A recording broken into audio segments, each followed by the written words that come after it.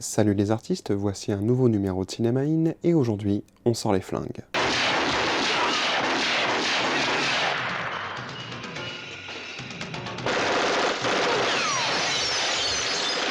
Pour la vengeance qui n'arrivera jamais.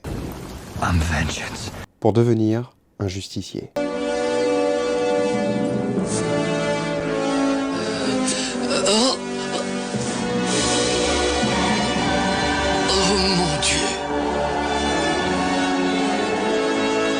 Et enfin pour devenir réactionnaire.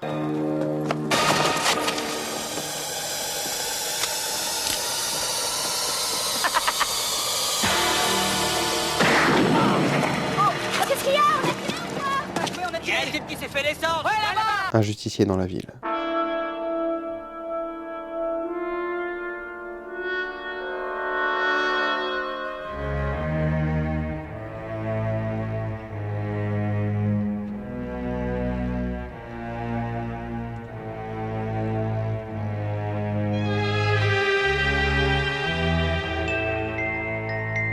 Un justicier dans la ville est un film datant de 1974 et réalisé par Michael Winner, qui est un réalisateur que je dirais bourrin et qui ne connaît pas le mot subtilité. On lui doit tout de même de très bons films, comme par exemple les westerns L'Homme de la Loi, Les Collines de la Terreur, le très surprenant Le Flingueur, Scorpio, ou encore l'étonnant, par instant, La Sentinelle des Maudits. Ce qui fait la particularité du cinéma de Winner, c'est son questionnement sur l'autodéfense, l'autojustice et la justice en règle générale, avec une dose de cynisme pour évoluer dans le racoleur. Le film est l'adaptation du roman Death Wish, écrit par Brian Garfield, qui raconte l'histoire de Paul Benjamin, comptable, non violent et heureux dans sa vie. Celle-ci s'effondre à la suite de la mort de sa femme et le viol de sa fille. Impuissant face à la justice qu'il juge incompétente, impuissante, face à la violence urbaine, Paul Benjamin décide de prendre les choses en main en devenant un justicier. Une histoire parfaite pour le cinéma, surtout le cinéma américain, le pays du western, même si je préfère l'Italie. Le film met en vedette l'acteur fétiche de Michael Winner, mais surtout une légende, Charles Bronson. Charles Bronson a marqué le cinéma mondial par son regard intense, son physique très impressionnant, son charisme de malade et sa fameuse moustache. L'acteur avait un pouvoir. Moins il parlait à l'écran, plus il était bon. Commençant sa carrière dans le rôle d'un muet justement, dans l'excellent L'Homme au masque de cire, il a tourné dans plus de 150 films. On peut citer par exemple le très surprenant Mitraillette Kelly, les légendaires Les 7 mercenaires, La Grande Évasion, Les 12 salopards. Il a également entamé une carrière européenne avec des films un peu plus intimistes, comme par exemple Adieu l'ami, Le Troublant, Le Passager de la pluie. Mais c'est en 1968 que Charles Bronson devient immortel en incarnant l'homme à l'harmonica dans le grandiose Il était une fois dans l'Ouest de Sergio Leone.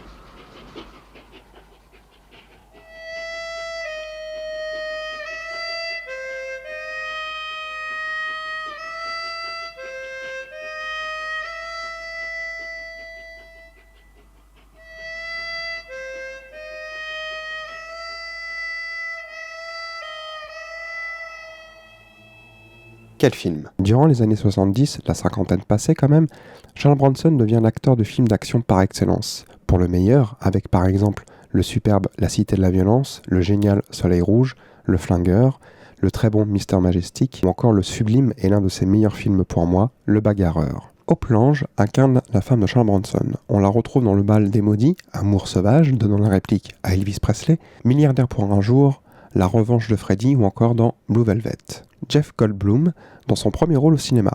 Par la suite, on le retrouve dans des films plus qu'importants, L'invasion des profanateurs, La mouche, Jurassic Park, entre autres.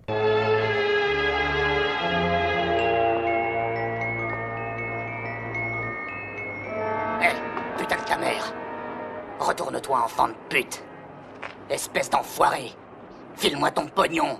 Alors tu te retournes.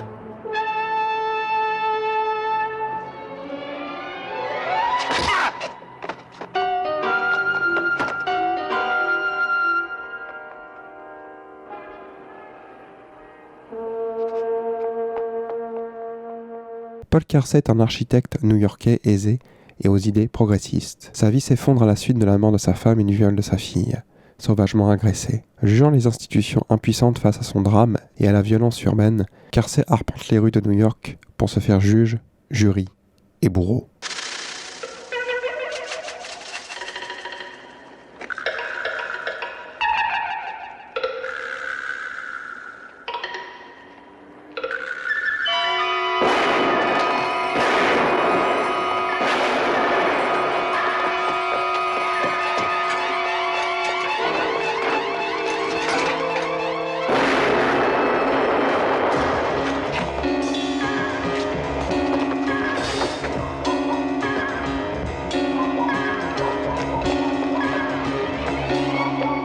L'œuvre qui définit un sous-genre, le Vigilant Movie, aka les films d'autodéfense. Un concept qui par la suite va toucher le cinéma mondial avec par moments d'excellents films. Mais que vaut ce film qui a 50 ans ? Fait très rare, je vais spoiler. Je vous préviens. La force de l'œuvre vient de son écriture. Paul Kersey est avant tout un homme simple, paisible, avec un équilibre de vie qui lui convient et qui ne changerait pour rien au monde. Aimant sa femme comme au premier jour, aimant sa fille, s'entendant très bien avec son gendre, aimant son travail d'architecte, faisant partie d'une classe sociale confortable, voire même aisée de New York. Le monde, l'univers de Paul Kersey est paisible, et ce qu'il se passe autour de lui, la violence, le malheur, la pauvreté, n'est pas visible dans cet univers. Paul est conscient des problèmes, mais ne les regarde pas, et pourtant, il les côtoie tous les jours. Humaniste dans l'âme, non violent malgré un passif militaire, il est contre les extrêmes, parce que d'une certaine manière, il est heureux. Quand la tragédie frappe sa famille, son monde, son univers, Paul voit peut-être pour la première fois la violence, les difficultés de ce monde. C'est à partir de ce drame que Paul va petit à petit sombrer, mais l'élément qui va déclencher concrètement ses actions est la rencontre avec Hams Johnchill, l'un de ses clients vivant en Arizona. Paul découvre une autre mentalité, un autre univers, celui des cow-boys de l'Ouest, celui des armes, celui de la loi du plus fort. Cette rencontre va être comme une libération pour Paul. Oui, nos ancêtres avaient raison. Et Johnchill enfonce le clou en lui offrant un cadeau qui symbolise à la fois une passation de pouvoir et à la fois qui confirme les pensées de Paul. Une arme à feu. À partir de ce moment-là, Paul va devenir presque un prédateur sournois, attirant des malfrats dans un piège pour mieux les attraper et les tuer. Tel un shérif qui se débarrasse des hors-la-loi, mais en devenant encore plus dangereux qu'eux. La force du film est l'excellente idée d'ailleurs, et que Paul ne retrouvera jamais les truands qui ont détruit sa vie. Mais le plus impactant, c'est que Paul ne va pas devenir le shérif de New York comme ça. Il va souffrir. Il va en être même malade.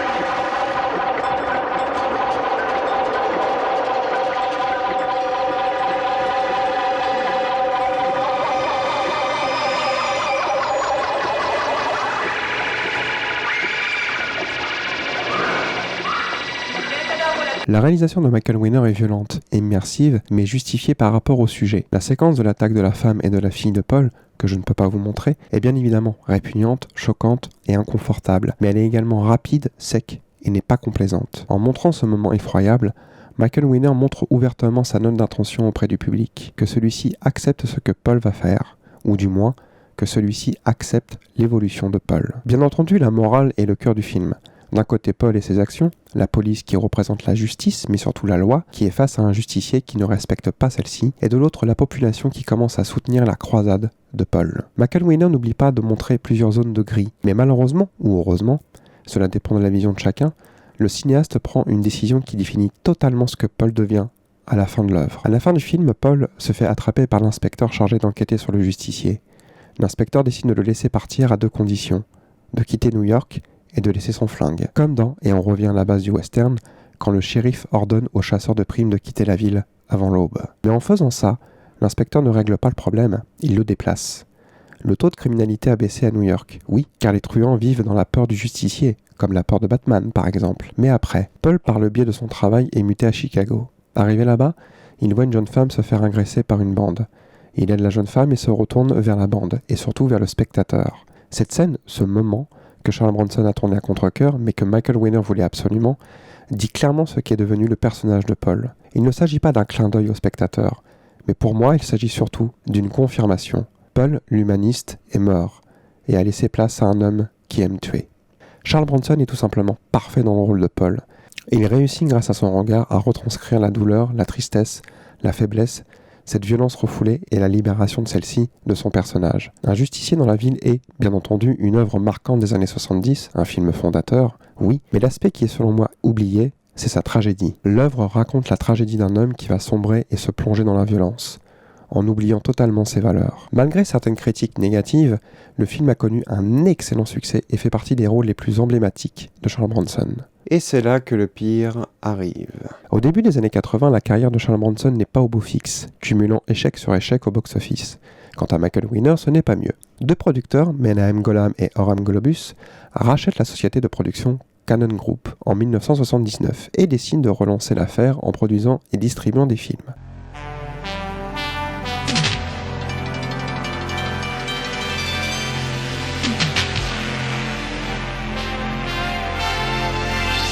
Société légendaire de série B, voire Z, durant les années 80, on doit à la Cannon, mine de rien, des films cultes. L'implacable Ninja, American Warriors, Over the Top, Cobra, Highlander, Bloodsport, Cyborg, entre autres, une réussite très surprenante, Runaway Train, et des œuvres ridicules.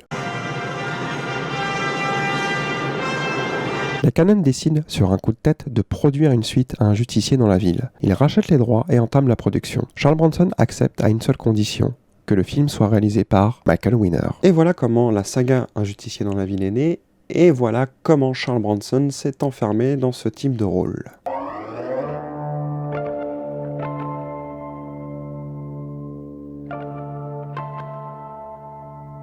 En 1982 sort Un justicier dans la ville 2, un film de vengeance pur et dur. On prend le premier film, on retire toute sa subtilité, ses questionnements moraux, et on va dans la surenchère. 2 séquences de viol, totalement complaisantes et je dirais même gratuites. L'une d'entre elles est traînée en longueur, mais pourquoi ? Bien entendu, l'ambiance nocturne et la réalisation de Michael Winner a son charme, ainsi que sa BO, qui ajoute une atmosphère pesante, presque horrifique. Mais c'est putassier, un racoleur à l'extrême, se permettant d'iconiser le personnage de Paul Kersey, tel un super-héros. Certaines personnes ont réévalué le film, pas moi. Hé, y a un problème ? Quoi? Cette voiture, qu'est-ce que vous en faites? Tire-toi de là, du coup. Tu veux aller, taille-toi. On la pique, cette tire. Ça te regarde, tête de gland? C'est ma voiture. Hein? On va te crever.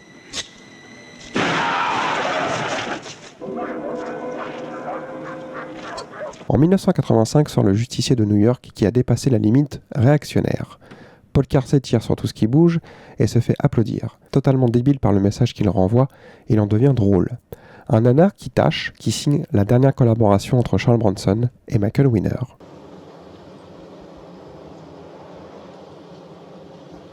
C'est fini, Kersey.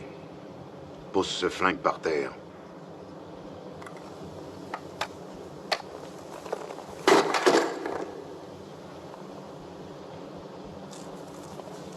Bouge pas, Kersey.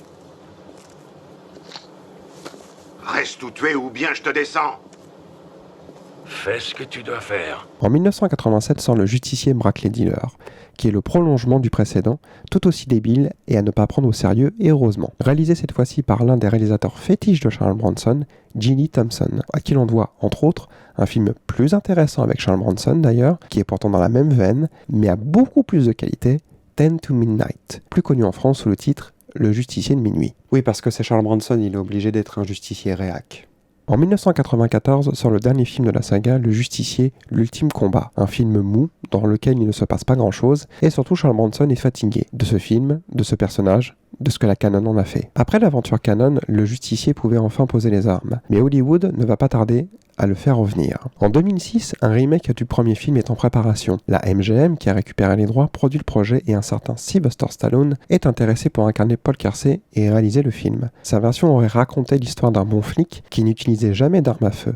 Mais quand sa famille aurait été attaquée, le personnage aurait été confronté à un dilemme moral. Malheureusement, l'acteur cinéaste s'écarte du projet, ce qui est vraiment dommage. La même année sort ce que l'on pourrait appeler un remake déguisé, intitulé Aviv, qui est le miroir inversé de l'original. Cette fois-ci, c'est la femme qui survit. Un bon film porté par la grandiose Jodie Foster et réalisé par Neil Jordan, le réalisateur de l'excellent Entretien avec un vampire. Et puis en 2018 sort enfin le remake, réalisé par Eli Roth, cinéaste de Hostel et de The Green Inferno, entre autres, avec dans le rôle de Paul Kersey, qui cette fois-ci est un chirurgien urgentiste, Bruce Willis. Un film totalement oubliable qui pourtant sur le papier est une bonne idée, surtout l'idée que Paul est avant tout quelqu'un qui sauve des vies, mais ça ne marche pas à l'écran. Une réalisation lambda, du gore pour faire du gore, et le plus triste c'est de voir Bruce Willis pas du tout motivé, et qui est en pilotage automatique. Le film est disponible en DVD et Blu-ray à l'unité ou soit dans un coffret regroupant toute la saga. Mais si vous pouvez vous épargner les autres films, tant mieux pour vous. Le plus intéressant et le plus passionnant et le meilleur reste le premier film. Parce que voilà, il y a des zones de gris, il y a des questionnements, Charles Bronson est superbe. Et voilà, c'est un très bon film, mine de rien, et malheureusement qui a été relégué à un film réactionnaire à cause de ses suites qui sont beaucoup plus discutables. Abonne-toi, commente, prends un café ou un chocolat chaud ou du champagne. Et là, pour le coup, je t'invite à prendre du champagne car ça y est, vous êtes 1000 abonnés. Et je voulais vous remercier parce que c'est super cool. Ça fait grandir la chaîne de l'association grâce à Cinémine surtout. Et donc je vais continuer parce que c'est sympa et les adhérents aussi vont faire des choses avec moi. Et franchement, voilà, aime le cinéma. Ciao.